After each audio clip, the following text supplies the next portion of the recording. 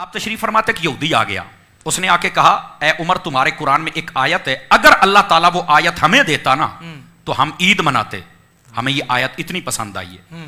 تو آپ نے فرمایا بھی تو یہودی ہے, کون سی وہ آیت ہے جو تجھے اتنی پسند آ رہی ہے بھائی کہ عید منانے کے لیے تیرا جی للچا رہا ہے, مچل رہا ہے تو. اس نے یہ آیت پڑھی الیوم اکملت لکم دینکم واتممت علیکم نعمتی ورضیت لکم الاسلام دینا. اس نے کہا یہ آیت بینہ ہے, سبحان اللہ. یہ آیت اگر اللہ ہمیں دیتا تو ہم عید مناتے. میں ناظرین کے لیے بھی بتا دوں اس آیت میں کیا ہے کہ وہ عید منانے کے لیے تیار ہے. اور میں وجہ یہ ہے, اس آیت میں اللہ نے اپنے حبیب مکرم صلی اللہ علیہ وسلم کو بتا دیا ہے کہ محبوب تیرا دین مکمل ہو گیا ہے, تمہارے لیے دین اسلام کو پسند کر لیا ہے, تمہارے اوپر نعمت ہی مکمل ہو گئی ہے.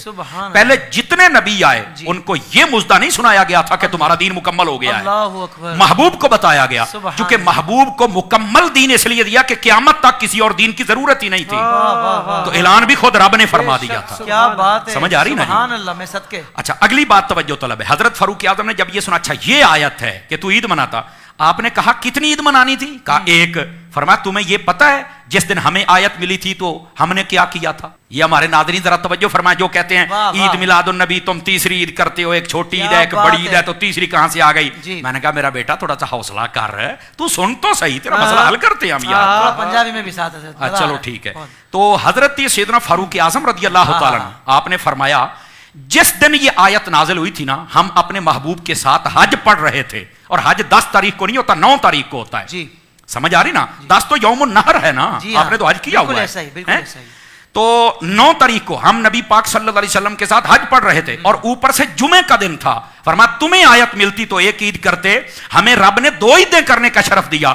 ایک حضور کے ساتھ حج ہو رہا تھا, ہماری وہ بھی عید تھی, اور دوسرا جمعے کا دن تھا, ہماری وہ بھی عید تھی, اور اوپر سے یہ ایک آیت مل. تو حضرت فاروق اعظم کو تو کسی نے نہیں کہا کہ نہیں عیدیں تو 2 ہوتی ہیں, تو آپ نے یہ عید کہاں سے بنا لی؟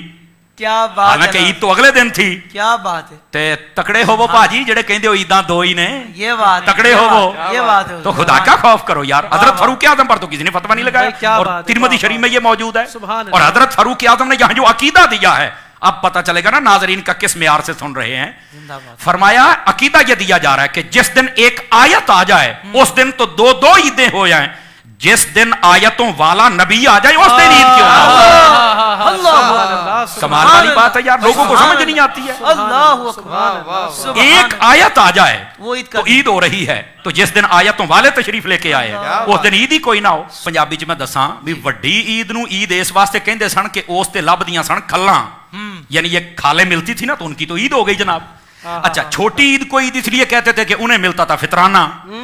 اب جس کو کھالے ملے اس کی عید, جس کو فطرانہ ملے اس کی عید, اور سنیوں کو جب حسین کے نانا ملے تو ان کی عید ہو گئی جناب. اگر تمہیں کھالے فطرانہ مل جائے تو عیدیں کرتے ہو, محبوب کی آمد ہو جائے تو 12 ربیع الاول کو ہم ان کی عید نہ کریں گے.